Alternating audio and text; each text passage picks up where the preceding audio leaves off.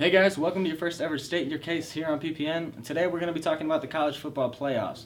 So the college football regular season just ended and the college football committee just came out with their final rankings for the season. It's going to go number 1 Alabama against number 4 Oklahoma in the first playoff game, and the number 2 Clemson against number 3 Notre Dame in the second playoff game. So what's your reaction to the number 4 spot coming into that was a big controversial point? I think the number 4 should have been UCF. 2 undefeated seasons, regardless of any conference in college football, is hard to do, and doing it with adversities they faced, especially with Milton, a Heisman candidate, being hurt in one of the last games of the season, going into the conference championship, replacing him with a equally, or you could say a better quarterback in Mack, who had 6 total touchdowns that led him to a comeback win against Memphis.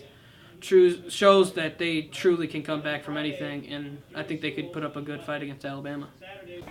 For me, I really think it should have been Ohio State. When coming into this weekend, it was really between two teams in Oklahoma and Ohio State, and I think Ohio State deserved it more. When you look at the teams that they beat, Ohio State beat the number 4 ranked team in the country at the time in Michigan, who also had the number 1 ranked defense in the country at the time, and it was in one of the biggest rivalry games of the college football history, and it came in one of the biggest regular season games in college football this year, and they won that game by 30 plus points. And when you look at Oklahoma and the teams that they beat, they played their best game came against number 14 Texas, who was nothing compared to the Michigan team that Ohio State beat. So for me, when you talk about adversity and overcoming that, Ohio State lost their head coach at the beginning of the season, and then they lost to Purdue, but then they came back and they beat Michigan, Michigan State, and Penn State.